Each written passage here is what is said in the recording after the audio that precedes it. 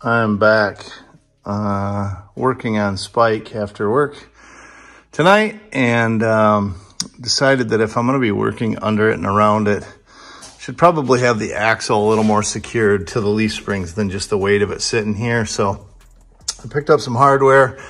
We're going to bolt this together to clamp it. The tack welds should be enough for what I'm doing.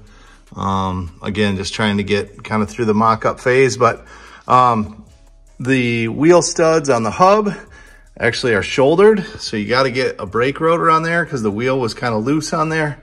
So I picked up some rotors we're going to put on, and then we're going to clamp the leaf springs to the axle decently, and then we're going to get back up front and we'll start or get back to welding those frame supports in. So for now, we are putting this through. So we got grade 8 hardware. These are a 5/8 diameter bolt and nylock nut for the bottom. Again, just trying to clamp this stuff up and make it a little safer for working on and around. So boom, boom, bolts, rotor, get the wheel bolted back on. And set her back down. Plugging away, welding on the front end here, and got my outside frame plate welded all into place, solid all the way around. And now I am going to make a top plate from here to here. Doing just, I guess mostly just to make a good flat surface for mounting my coil spring bracket, shock bracket. So the top and the bottom are actually pretty rigid from what I've been reading. So it's the outside end where it's got a bunch of holes, and there's one spot on the inside actually back here where there's 3 holes all clumped together that seem to be kind of the notorious soft spots for these. So I'm gonna make a top plate, and then we're gonna do the same thing to the other side, and we're gonna cover up those inner holes, try to weld that up. So, but yeah. I am not a very good welder when I'm welding over my head, but I'm getting better. So practice makes better. I'm not gonna say perfect because it's far from good, but we're getting there. As far as I'm concerned, this side's ready for some grinding. At least the top and the outside. I still haven't done that inner piece, but I think I'm gonna cut those and do them both at once.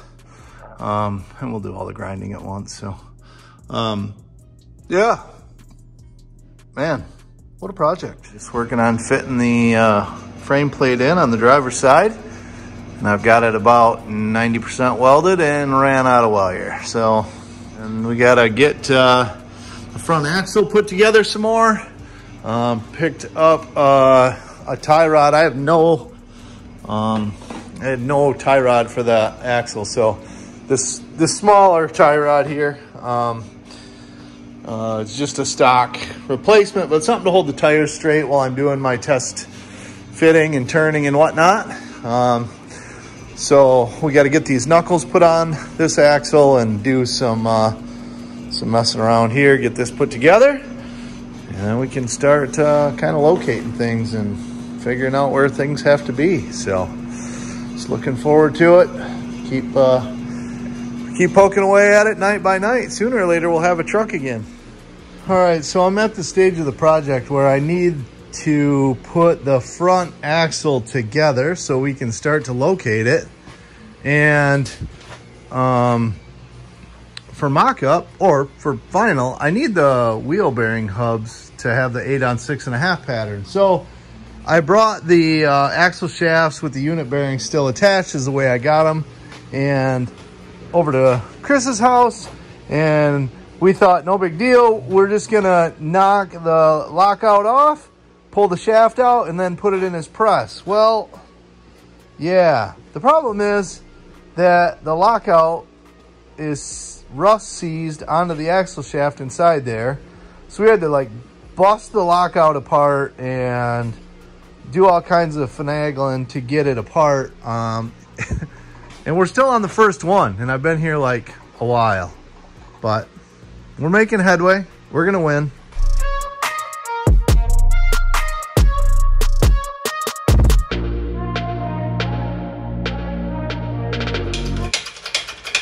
So now that we've got our base holes drilled for our 8 on 6.5 bolt pattern, we can press the remaining 4 wheel studs out, which we had to have on there to locate the template piece. We'll get those out of the way. We'll stick it back in the drill press and drill our 8 on 6.5 pattern holes up to the size that we need to fit the studs back in. So.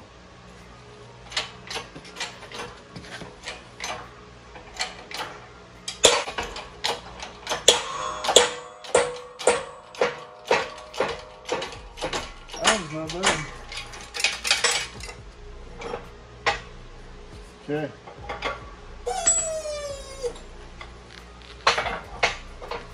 All right, so now you can see the big holes are our original bolt pattern, the 8 on 170 millimeter, the Super Duty uses, and all these little small holes with the metal shavings around them are our new 8 on 6.5 pattern.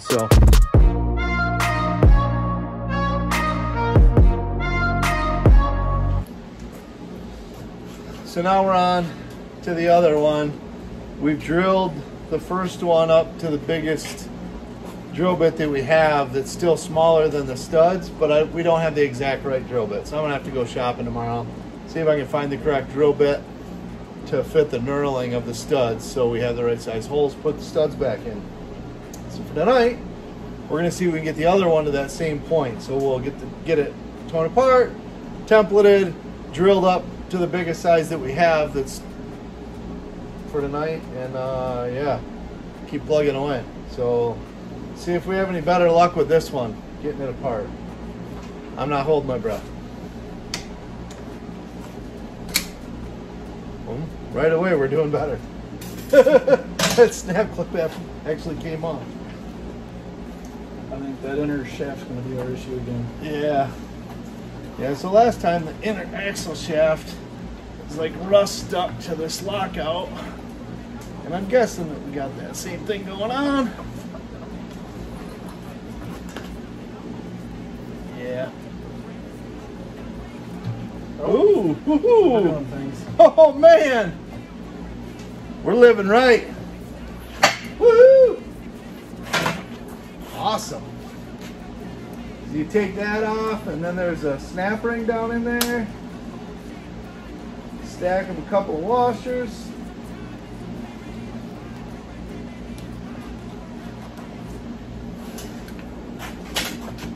That holds the shaft in.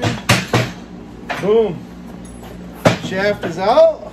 Stack a couple washers out.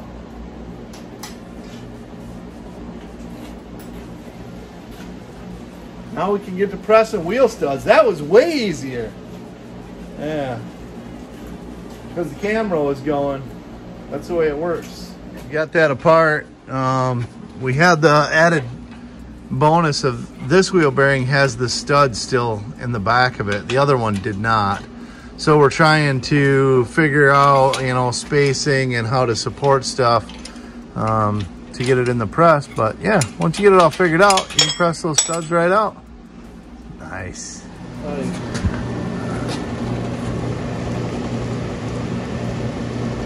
Yeah. It's a nice way to heat the shop right here. Can't beat a good hot wood fire.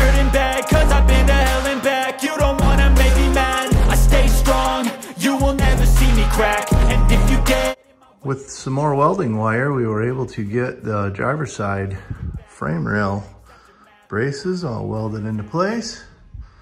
And I just grabbed the steering gear box and trimmed out the metal in the back there to get the gearbox up into place.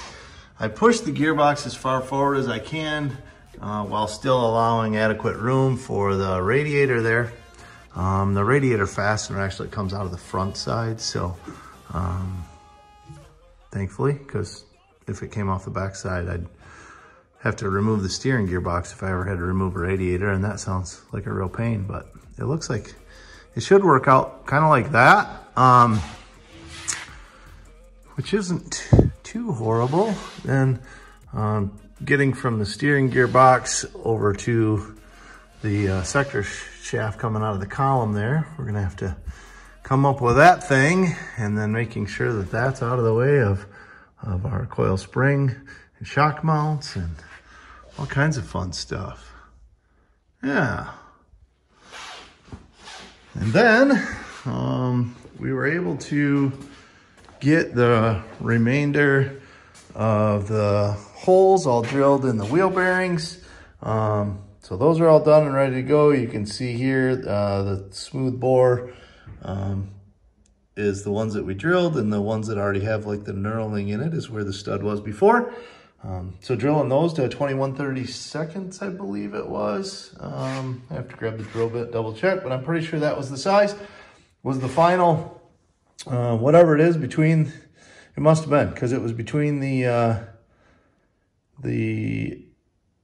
9/16 and 5/8. 9/16 was a little loose in there, and 5/8 was a little tight. And so whatever it is, the size that was between those two is what we had to drill for. And you can see the Barnes four-wheel drive template for doing that. And we've talked to our friend, the machinist, and he is going to machine the hubs out for the 35 spline Yukon chromoly outer shafts that I have. We've got the some bushings coming from, I can't remember the Bronco page that I found. Anyway, they sell a self-lubricating poly style bushing that goes here to supply, to support that 35 spline shaft. A lot of guys say if you're gonna run a drive slug for, you know, guys that are just rock crawling all the time or something, you don't need the bushing. But because I am trying to street drive this and utilize a regular lockout, you don't want that shaft flopping around in there. You want it snug, and the bushings are supposed to fit nice and tight and prevent moisture and dirt and stuff from getting in there, which is good. So that's cool. Right now, we're gonna see if we can take this axle housing and set it on the jacks and roll it up under there and maybe start eyeballing some fit. See how this goes. We're gonna call this out of my comfort zone because I don't really know what I'm doing. Never done this before. I've always just dealt with leaf springs on that old thing. It's my first time ever messing around with a linked suspension, but just jacking things up and looking at stuff. The JK truss that I'm using, the upper mounts for the upper link arms are hitting the engine mounts about the same time that the axle brace truss is about to hit the oil pan. So that's probably gonna be what we're gonna call bump or maximum up travel.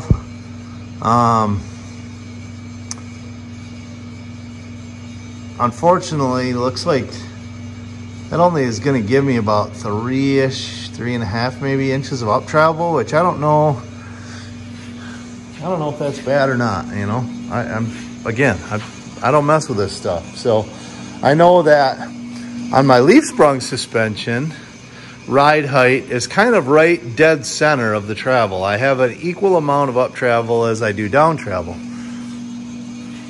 On the linked suspension on the front of this, judging the way things are laying out, it looks like if I wanted that to happen, the truck would have to be a lot taller than I would like it to be. So is 3.5 inches enough? Do I need more? And if I do need more, where am I gonna get more? Now I'm into cutting that truss back out of there, making my own engine mounts. Lots of decisions. Next is steering.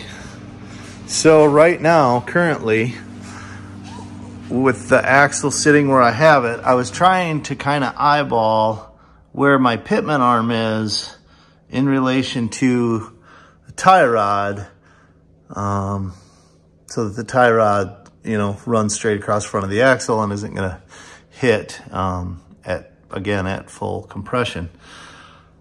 So with this steering gearbox, I don't see that I can really come further forward. The gearbox is about to hit that radiator. So another option would be, I know that on the FJ80 Land Cruisers and some of the other Land Cruisers, they used a forward swing steering gearbox. So the pitman arm would actually come off of here. So maybe I go and try and source one of those, and then I could move the axle further forward, and that would solve a couple of things. That would give me more clearance from the tire to the firewall and the body mount. It would also bring those upper mounts forward of the engine mount, which, you know, give or take, I guess, I could gain a little bit of up travel, but there's not much to be had there. I mean, I'm super close right now. So all things to sort through the details of. So I am all ears, or eyes, if you guys want to write below as to what you think I should do with this thing.